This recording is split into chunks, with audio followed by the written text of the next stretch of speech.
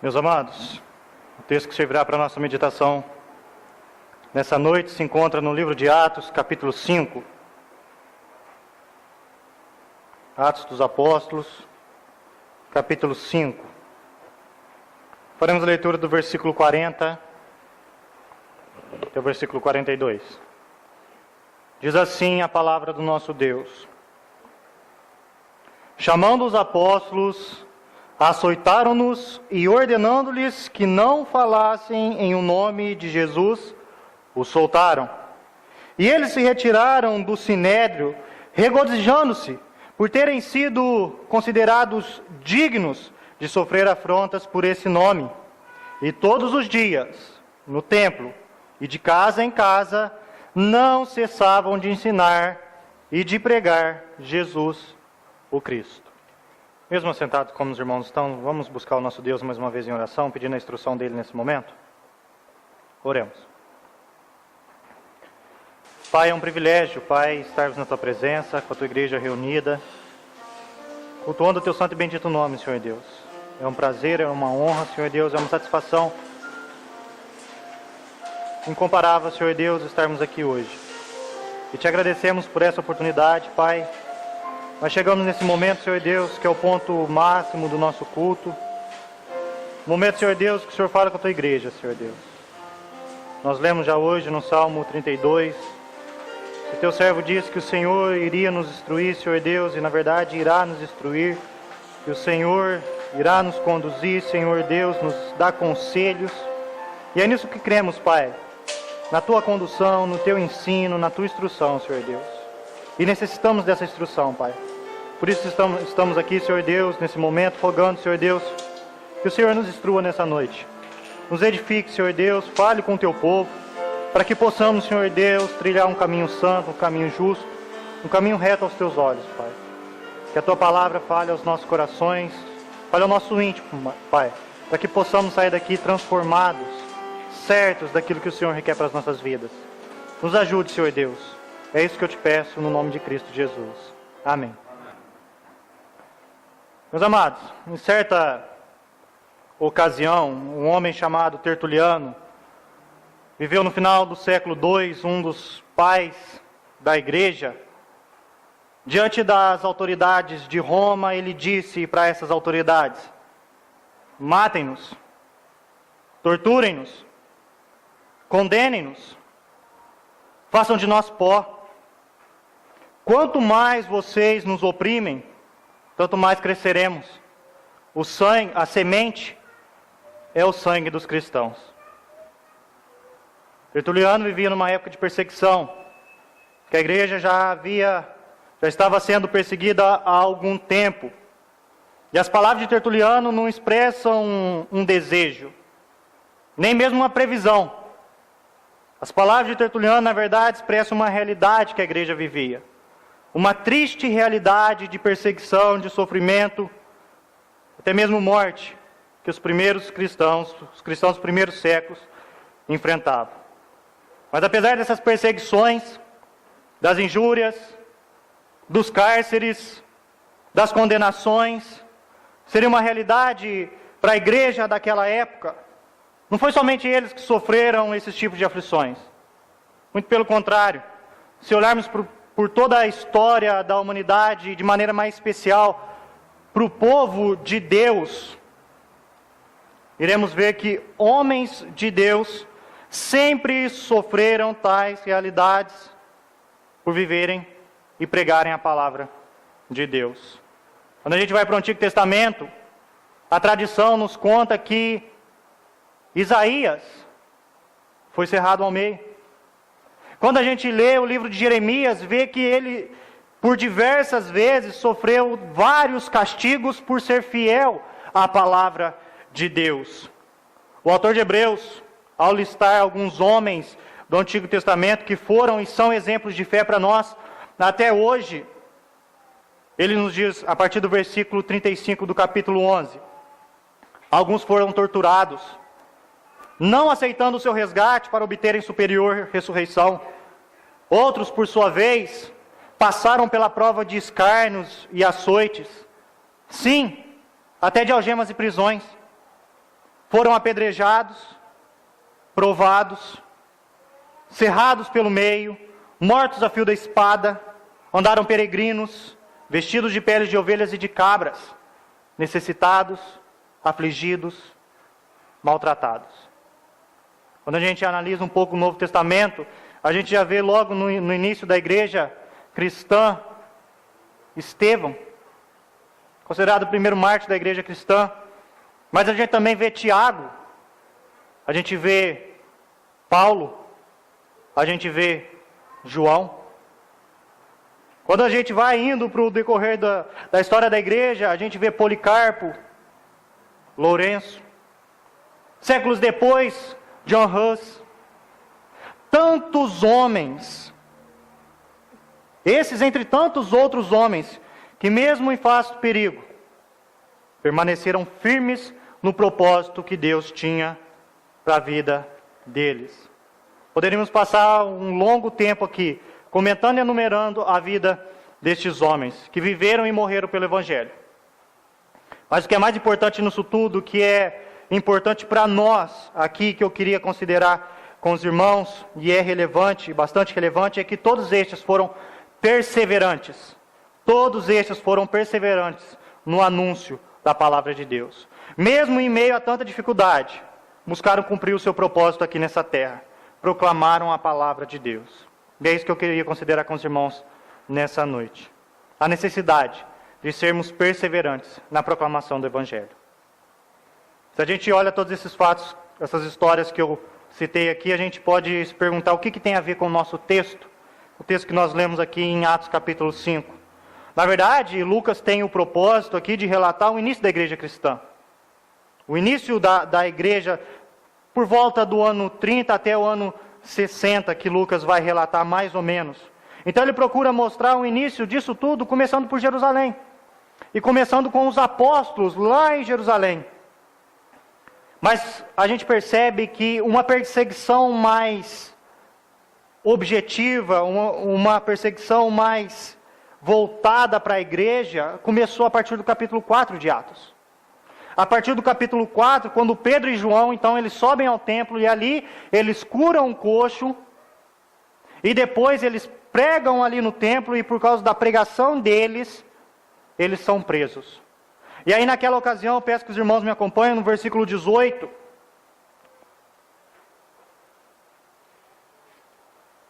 Do capítulo 4, diz que, chamando-os, ordenaram-lhes que absolutamente não falassem nem ensinassem em o nome de Jesus. E após essa ordem que eles receberam, eles foram libertados. Pedro e João foram libertados. Mas pouco tempo depois, novamente os apóstolos estão lá ensinando no templo, são presos novamente, e o capítulo 5 fala o motivo dessa prisão, que foi por causa da inveja. O capítulo 5, versículo 17 diz: levantando-se, porém, o sumo sacerdote e todos que estavam com ele, isto é, a seita dos saduceus, tomaram-se de inveja, e aí prenderam os apóstolos e recolheram na prisão pública. Só que aí nessa ocasião, nessa mesma noite, aparece um anjo do Senhor, abre as portas do cárcere, leva os apóstolos para fora e diz: volta para o templo e continua pregando. Não demora muito, os guardas vão até na prisão, percebem que os apóstolos não estão mais lá.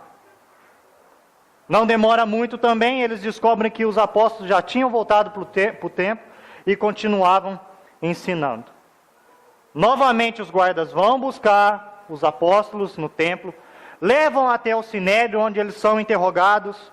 E é interessante o versículo 28, no capítulo 5, quando o sumo sacerdote diz: expressamente vos ordenamos que não ensinasseis esse nome. E aí então, Pedro e os demais apóstolos vão dizer: importa obedecer a Deus, muito mais importa obedecer a Deus do que aos homens. E Pedro acusa aqueles líderes religiosos de terem matado Jesus Cristo. E eles agora, aquela inveja que a gente tinha acabado de ver, já se torna uma vontade de matar. Versículo 33 diz assim: eles, porém, ouvindo, se enfureceram e queriam matá-los. Até que aparece Gamaliel, um fariseu.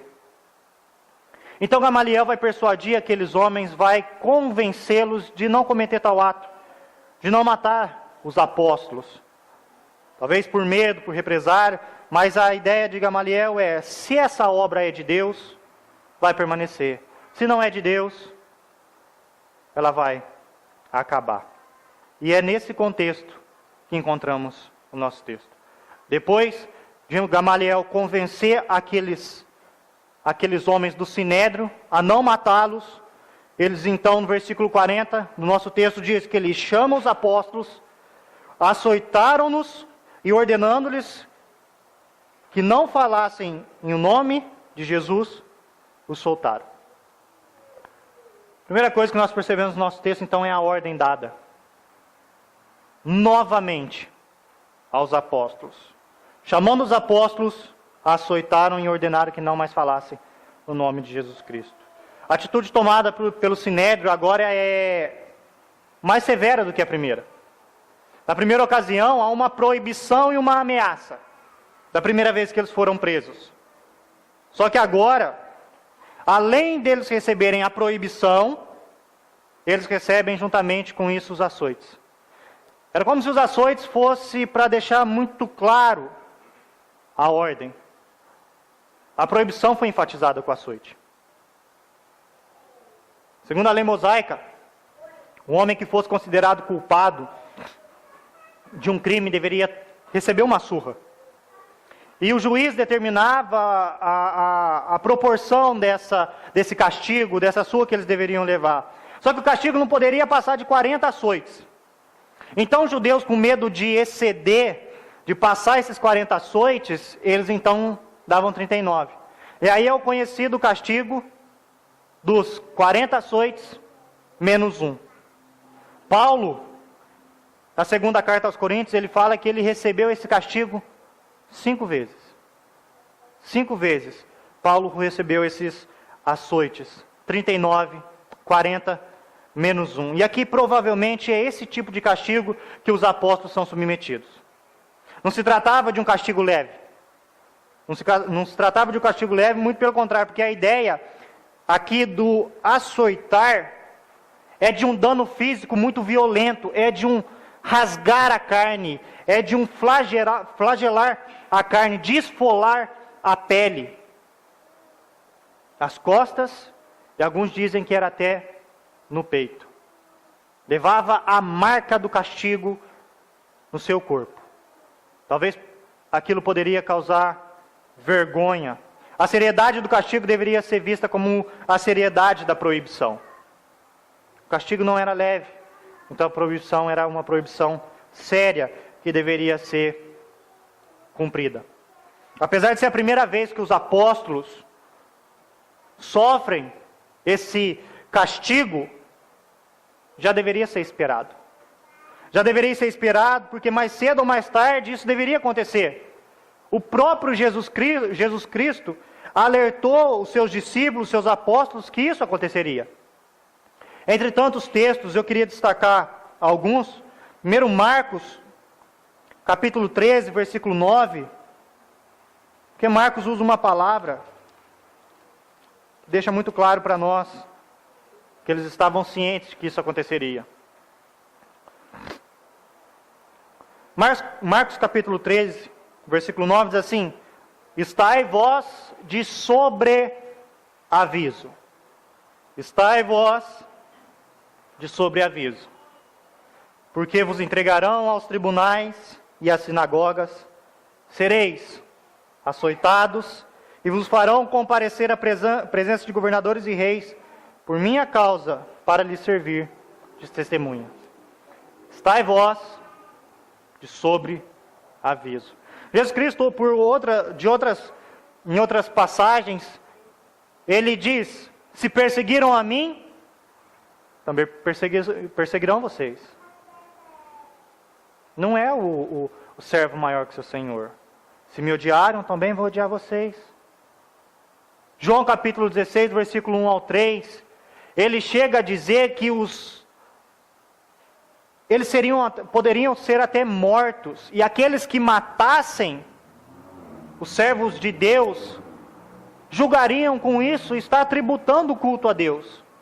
Achavam que poderiam estar fazendo bem. Achavam que estavam tributando o culto a Deus.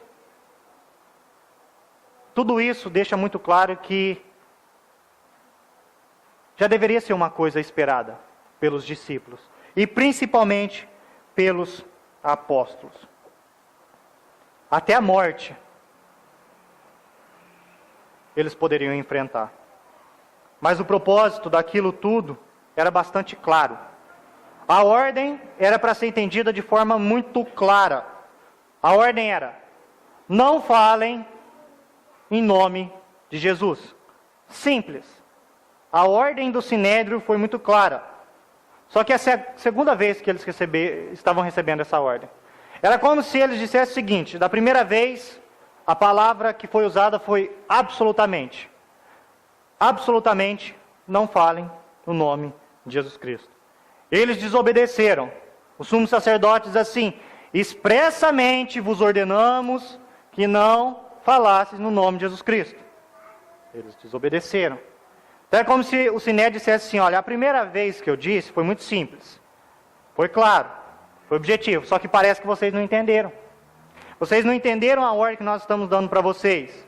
Agora estamos dando a mesma ordem, mas vamos aplicar esse castigo para que vocês entendam. Não falem mais em nome de Jesus Cristo. Não preguem mais esse nome. É isso que o versículo 40 nos mostra. E depois disso tudo, depois de enfatizar a ordem com os açoites e dizer não falem mais no nome de Jesus Cristo, o Sinédrio solta. Só que o versículo 41 diz assim, que eles se retirando do Sinédrio, regozijando-se, e eles se retiraram do Sinédrio, regozijando-se por terem sido considerados dignos de sofrer afrontas por esse nome. A reação dos apóstolos foi um tanto quanto estranha. Ninguém poderia imaginar esse tipo de reação. O Sinédrio não poderia imaginar, já que eles tinham acabado de ter as suas costas esfoladas, a sua pele rasgada. Eles saem da presença do Sinédrio felizes, regozijando.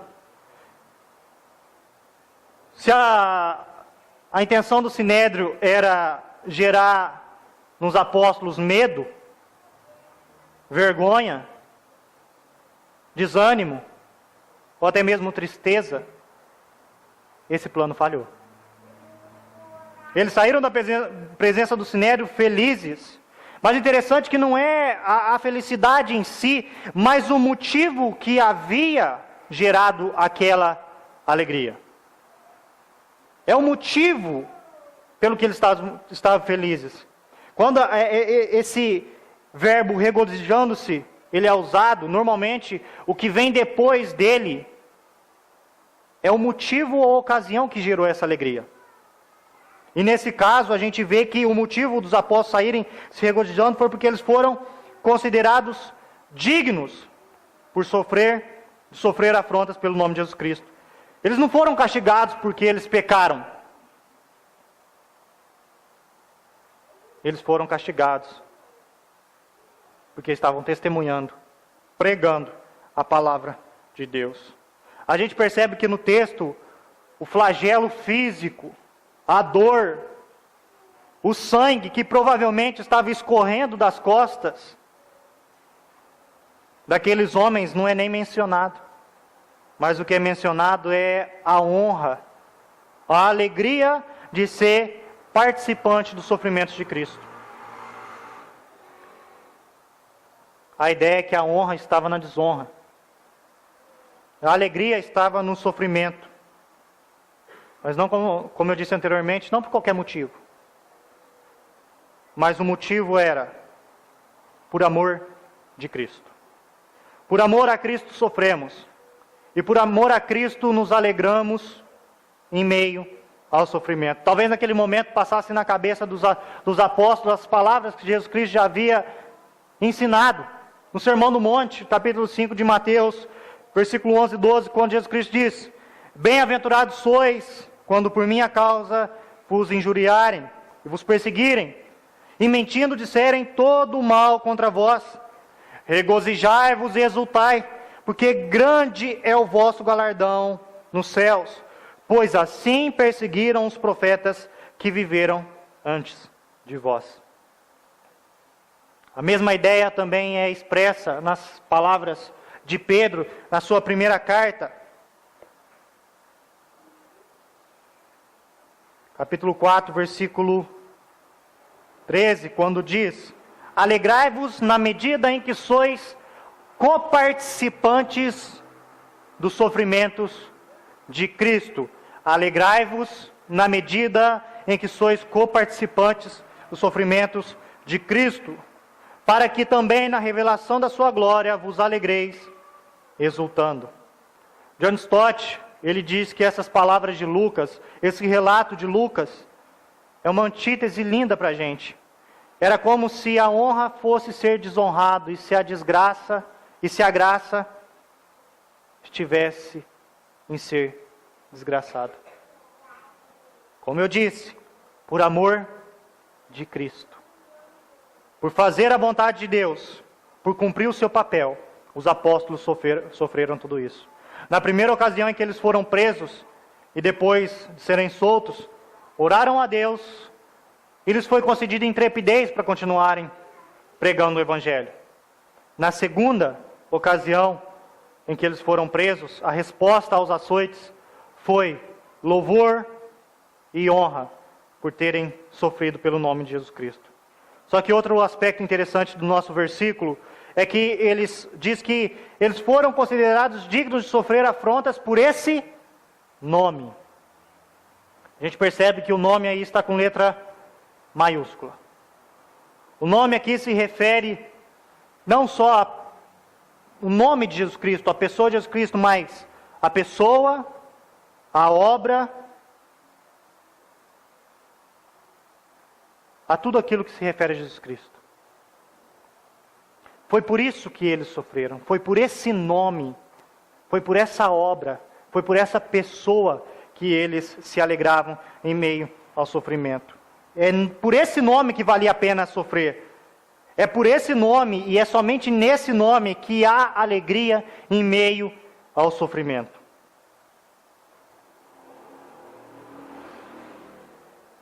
Quando a gente pensa nisso, a gente avalia todas essas coisas, a gente precisa entender que o crente, ele precisa aprender, ele precisa entender, ele precisa viver essa alegria triunfante, mesmo em meio ao sofrimento, mesmo em meio às adversidades, mesmo em meio às perseguições. O crente, ele deve sentir-se alegre, triunfante, porque se ele sofre, ele deve sofrer pelo nome de Jesus Cristo. Versículo 42, nós vemos a resposta dos apóstolos com relação à ordem dada pelo Sinédrio. Versículo 42 diz: e todos os dias, no templo, e de casa em casa, não cessavam de ensinar e de pregar Jesus, o Cristo. Diferente do que o Sinédrio queria, e na verdade, diferente do que o Sinédrio até havia ordenado, os apóstolos não pararam de pregar. E a gente vê que os apóstolos, eles voltam para o mesmo lugar onde haviam sido presos. Eles voltam para o templo para continuar pregando. Haviam sido presos no templo já 2 vezes. E é para lá que eles voltam para continuar pregando. Para a gente pensar, vamos pensar da seguinte forma. Os apóstolos haviam recebido uma orientação do Senhor Jesus Cristo. Marcos capítulo 16, versículo 15 diz: ide por todo mundo e pregai o evangelho a toda criatura. Uma vez eu escutei de um pastor que uma pessoa que tem autoridade, que ela tem mais autoridade que você, que ela é superior a você, quando ela te dá uma orientação ou te dá um conselho, você deve tomar isso como ordem. Se ela te pede alguma coisa, toma aquilo como ordem, tá? Que ela é a autoridade sobre você. Então, a orientação de Jesus Cristo deveria ser tomada como ordem pelos apóstolos. Ide por todo mundo e pregai o evangelho a toda criatura. Só que em contrapartida, eles tinham a orientação de Jesus Cristo. Mas do outro lado, eles tinham uma ordem explícita do Sinédrio, que era: não preguem mais no nome de Jesus Cristo. A quem obedecer? A resposta dos apóstolos foi bem clara. Antes importa obedecer a Deus do que aos homens. Capítulo 5, versículo 29. Com esse tipo de resolução, os apóstolos então continuaram pregando. E diz que eles continuaram todos os dias. Continuaram pregando todos os dias. No templo, de maneira pública, e de casa em casa, de maneira particular. Isso é importante para nós. Lugar de se pregar a palavra de Deus, ou de se escutar a palavra de Deus, não é só no templo, ou vamos trazer para nós aqui, na igreja. É no templo e de casa em casa. É de maneira pública, mas é também de maneira particular. É onde estivermos. E até, abrindo parênteses, essa é a ideia do ide e pregai o evangelho. A ideia é, indo, pregue o evangelho. Por onde você for, pregue o evangelho. Os apóstolos tinham isso em mente. Deveriam obedecer às ordens de Jesus Cristo. Os açoites não fizeram os apóstolos parar, pelo contrário. Diz que eles não cessavam, não desanimaram de ensinar e de pregar Jesus, o Cristo. É importante vermos o conteúdo da mensagem apostólica também. Diz que eles pregavam, que eles ensinavam e pregavam Jesus, o Cristo, ou Jesus como o Cristo. E essa mensagem é repleta de significado. Para a época e também para nós hoje. Eles pregavam Jesus como sendo o Messias, como sendo o Cristo. O Messias prometido que era tão aguardado pelos judeus. Eles estavam dizendo, sabe o Jesus de Nazaré? Que morreu há algum tempo? Sabe, esse mesmo Jesus? Esse é o Cristo. Esse é o Messias. Se a gente olhar aí no capítulo 2, a gente vê que a mensagem apostólica sempre foi, a base da mensagem apostólica sempre foi isso, foi demonstrar que Jesus é o Cristo. Versículo 26 do capítulo 2 diz,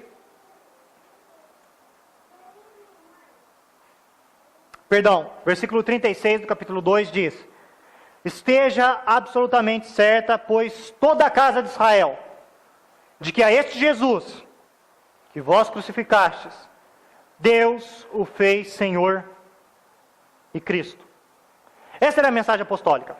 A mensagem apostólica era mostrar que Jesus Cristo, Ele era o cumpridor de todas as promessas divinas. Todas as promessas que Deus havia feito se cumpria em Jesus Cristo. Jesus Cristo, Ele era o Salvador, o Rei, o soberano Senhor de tudo e de todos. Aquele aguardado pelos judeus já havia chegado, já havia vindo a essa terra, já havia cumprido a sua obra aqui nessa terra. Ele veio e cumpriu o papel de ser o Messias, o Cristo. Isso deve nos fazer pensar a respeito daquilo que falamos a respeito de Jesus Cristo e daquilo que escutamos a respeito de Jesus Cristo. A mensagem apostólica era essa: Jesus Cristo cumpriu todas as promessas de Deus. Em Jesus Cristo se cumpre todas as promessas de Deus. Ele é o Messias, Ele é o Cristo, Ele é o nosso Redentor. É a mensagem bíblica. Os apóstolos vão para o Antigo Testamento para fundamentar a sua ideia. O que pregamos para as outras pessoas? Qual é o conteúdo da nossa mensagem, do nosso evangelismo?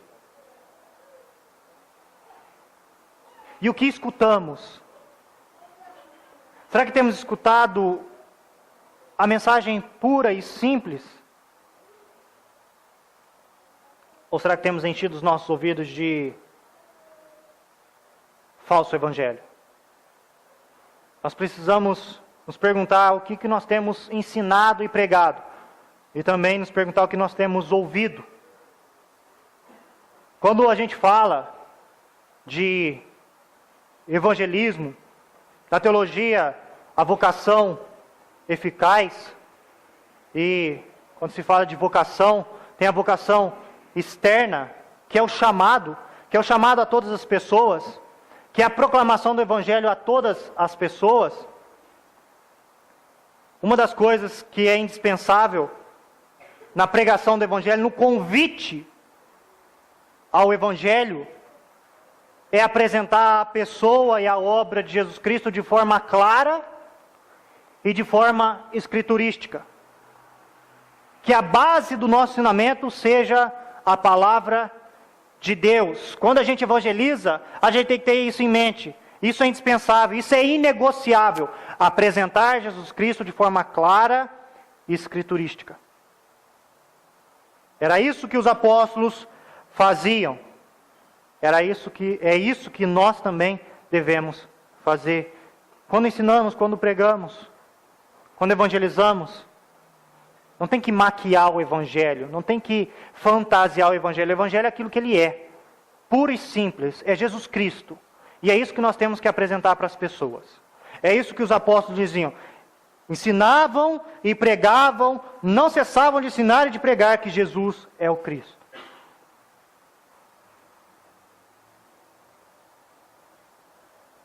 Ao vermos essa passagem aqui, todo o contexto, meus irmãos, ver tudo que os apóstolos passaram, tudo que fizeram, mostra que eles foram perseverantes. Perseverantes na proclamação do Evangelho. Mesmo em meio à dificuldade, com tanta oposição, eles continuaram firmes no propósito que Deus tinha para a vida deles. As ordens não os pararam. Os açoites não os fizeram desistir. Mas o que aconteceu foi que eles entenderam que vale a pena sofrer. Sofrer pelo nome de Jesus Cristo. Alegrei. Se alegre na medida em que sois coparticipantes dos sofrimentos de Cristo.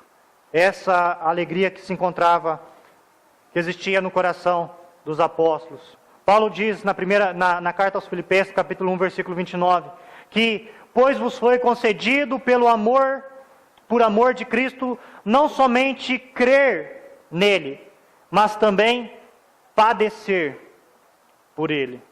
Nos foi concedido, por amor de Cristo, não somente crer em Jesus Cristo, mas também, se necessário, padecermos por ele. Simon Kistemaker, um teólogo, diz que isso não quer dizer que o cristão deve, de modo ativo, buscar perseguição ou represália. Porque sofrer por uma recompensa promove o ego humano. Isso é sem valor aos olhos de Deus.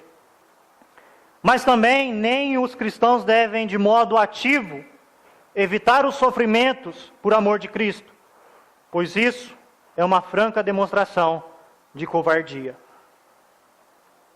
Não vivemos num contexto de perseguição, não pelo menos de perseguição física. A gente não encontra isso. A nossa realidade não é essa. Apesar de muitos hoje, no nosso tempo, na nossa época, enfrentar isso. A perseguição física. Mas a gente encontra hoje uma sociedade que cada vez mais se distancia dos padrões morais de Deus. A gente encontra hoje, vive numa sociedade que de forma sorrateira tem tentado calar a voz da igreja. Pouco a pouco.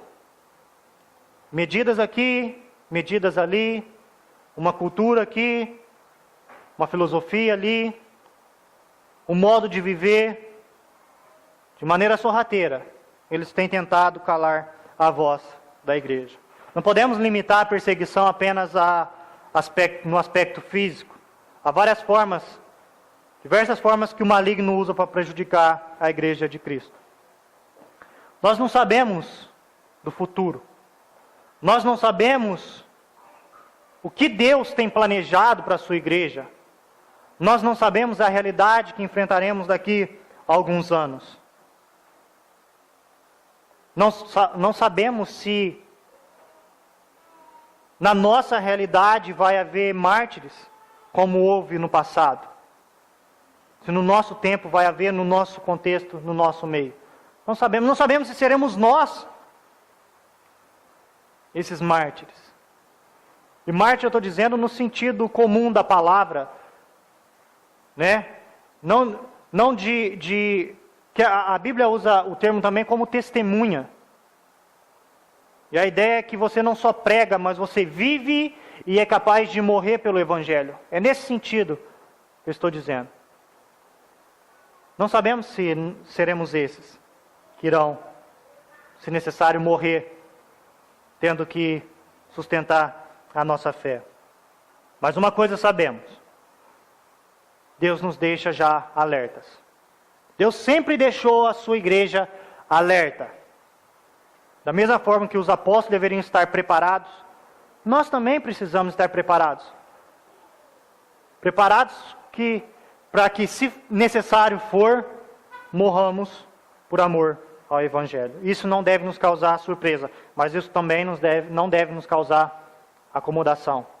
E achar que não pode acontecer. Não sei, o Senhor o sabe. Para as nossas vidas, meus irmãos, rapidamente queria fazer apenas algumas aplicações. A gente olha o testemunho apostólico e a demonstração de perseverança. Nós precisamos nos perguntar, e a primeira coisa que nós devemos nos perguntar é que se as dificuldades e as adversidades que passamos são consequência de estarmos no caminho correto. Nessa ocasião, os apóstolos estavam sofrendo por amor de Cristo, por pregar a palavra de Deus, por ser fiel à palavra de Deus.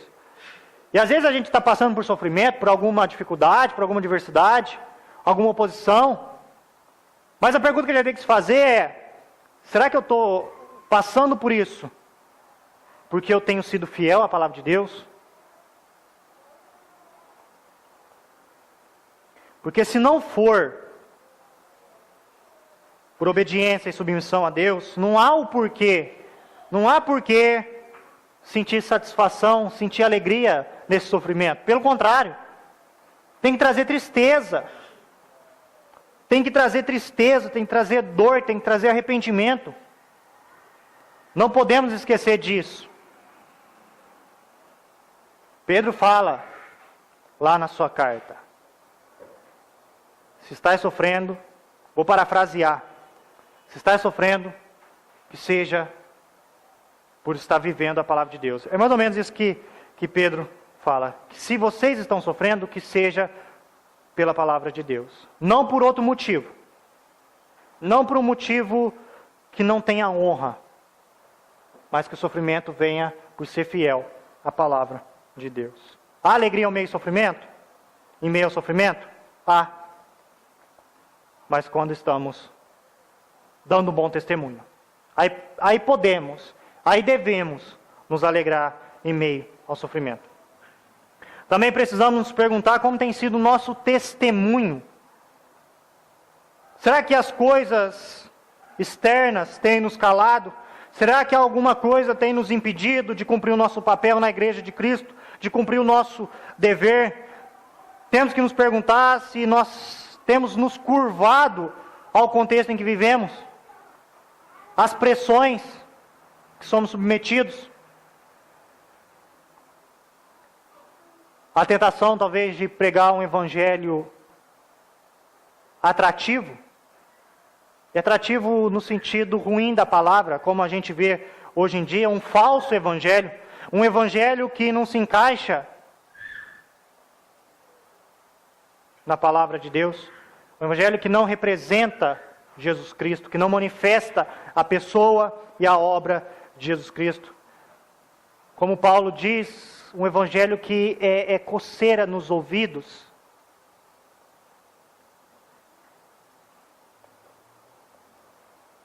Tudo isso nós temos que nos perguntar. Seja qual for a circunstância, as circunstâncias que sejamos submetidos, nada deve tirar o nosso foco. Nada deve tirar o nosso compromisso. O compromisso de nos mantermos fiel à palavra de Deus. Assim foi com os apóstolos. Assim deve ser na nossa vida. Aconteça o que acontecer, precisamos ser perseverantes na proclamação do Evangelho. Precisamos ser perseverantes no testemunho do Evangelho puro, do Evangelho simples. Dificuldades virão, provavelmente. Provavelmente dificuldades virão, mas que nenhuma delas nos tire do propósito que Deus tem para as nossas vidas. Meus amados, que Deus nos ajude a não desistir. Que Deus nos ajude a não nos curvar para esse mundo. Que Deus nos ajude a não parar de pregar a sua palavra. Que a mesma coragem, que a mesma intrepidez, que a mesma alegria que os apóstolos tinham, possa ser também uma realidade na nossa vida. Que Deus nos abençoe. Amém?